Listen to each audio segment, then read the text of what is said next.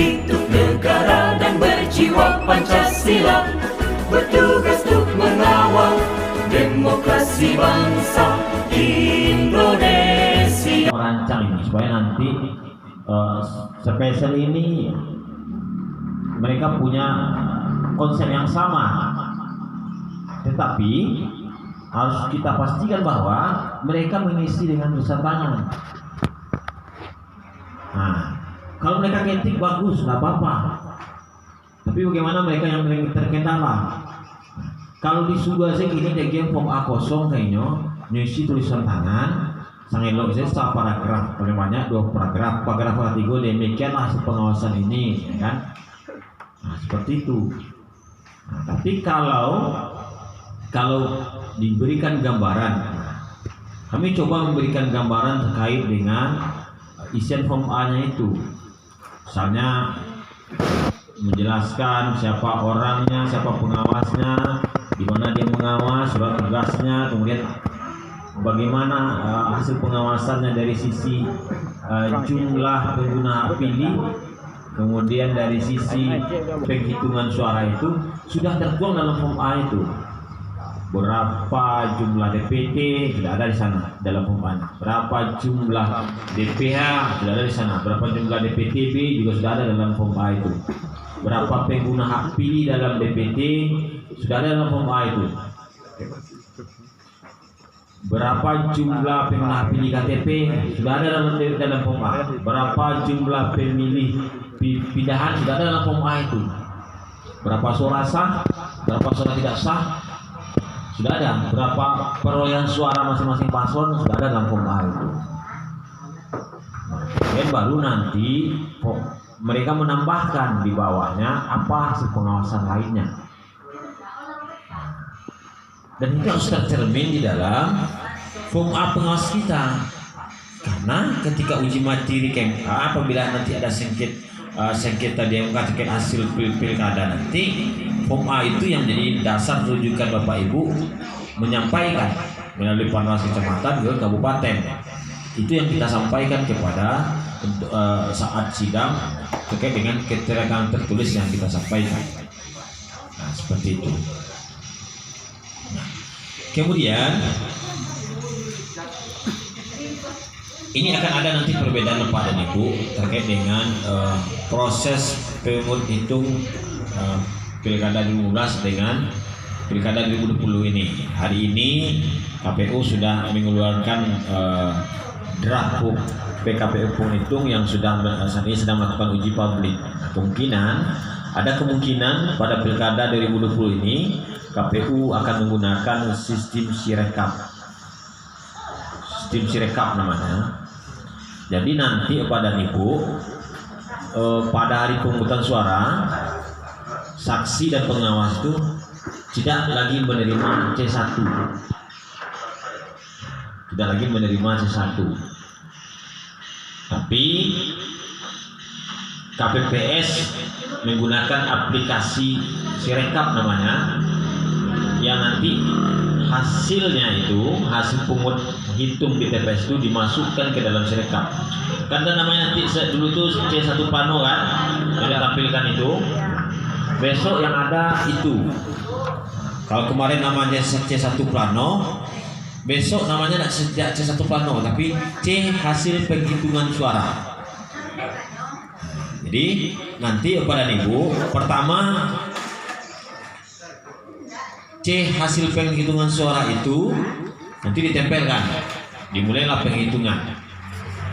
Setelah dimulai penghitungan, nanti setelah selesai dikoreksi bersama-sama oleh pengawas, saksi dan KPPS. Masih ada enggak kesalahan ini? Dari apa ini? Dari pengisiannya.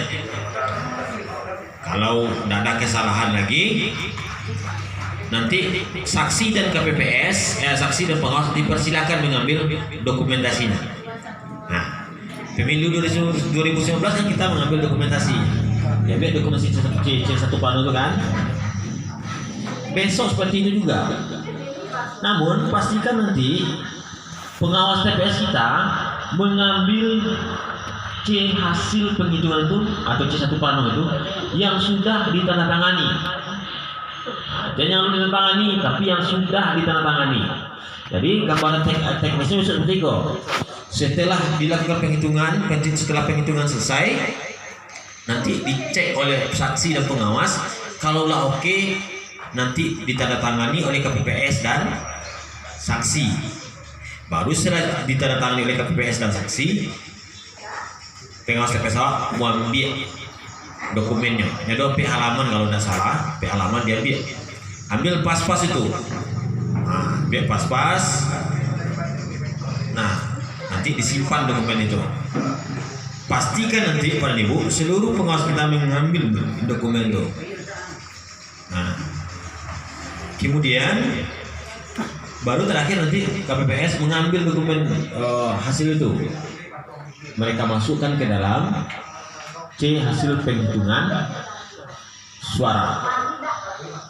Lalu Bapak asap yang kami terima, atau saksi bertanya yang kami terima, atau pengawas, nanti KPPS akan memberikan apanya melalui barcode.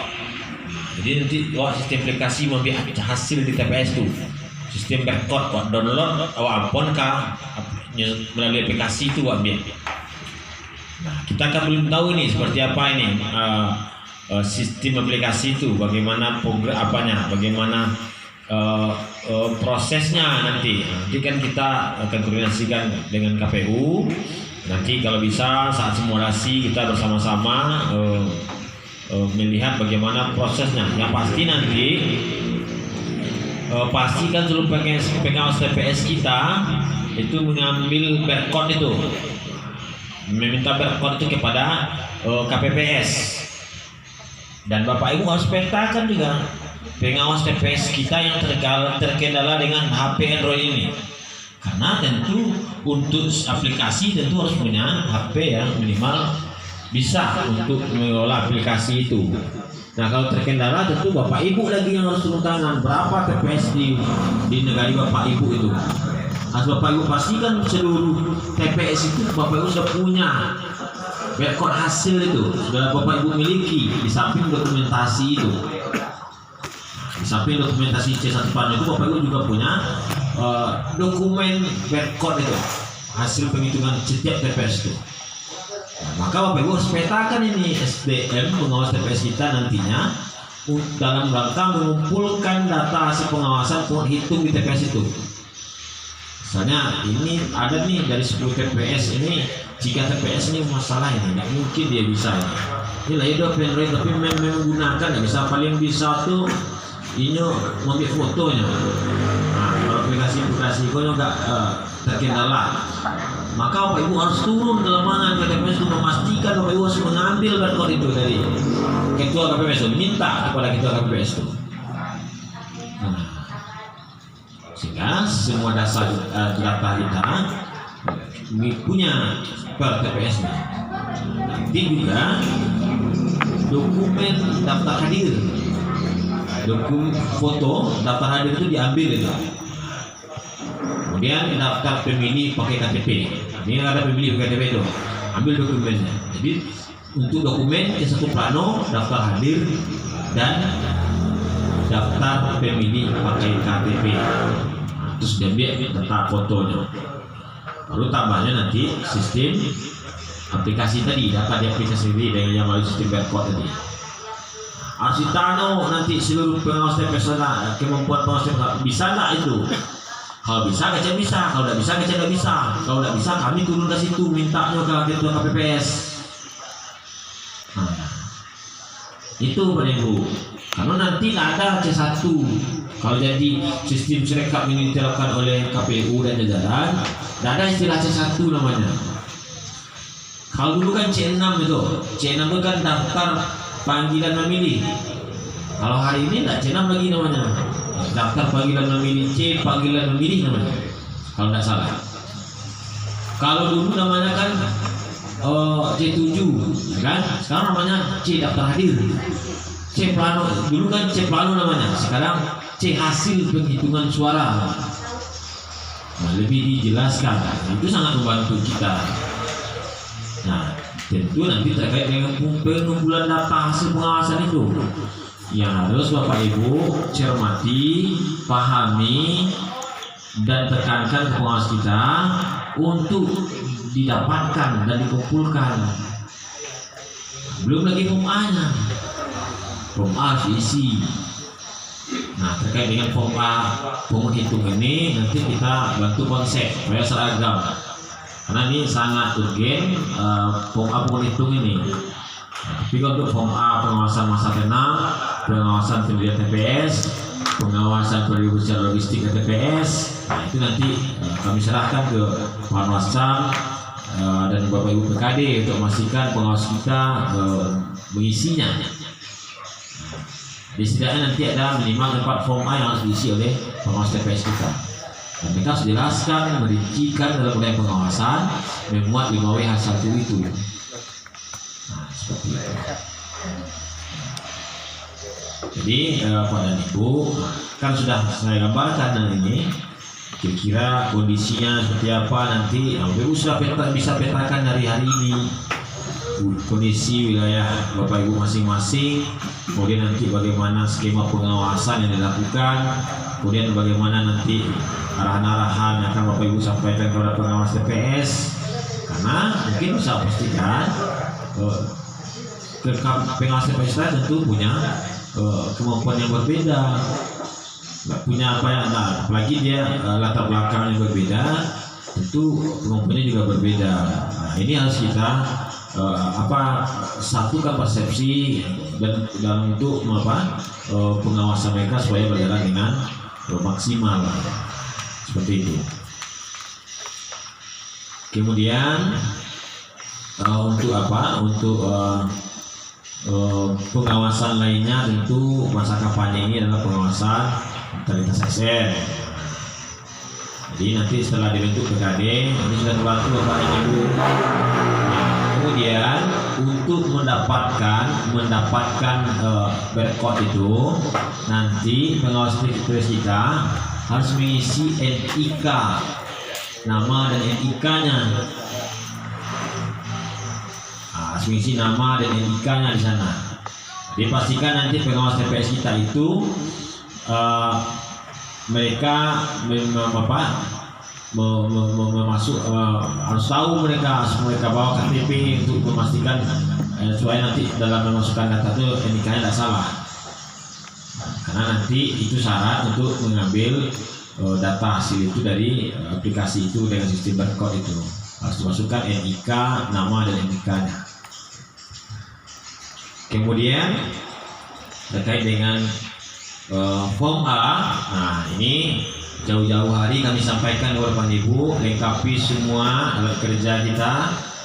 Form A pengawasan yang Ibu lakukan dari yang kemarin, kalau ada yang belum terisi silakan diisi. Kemudian kedepannya setelah pengawasan yang berlaku harus dituangkan dalam form A, rincikan sedetail mungkin.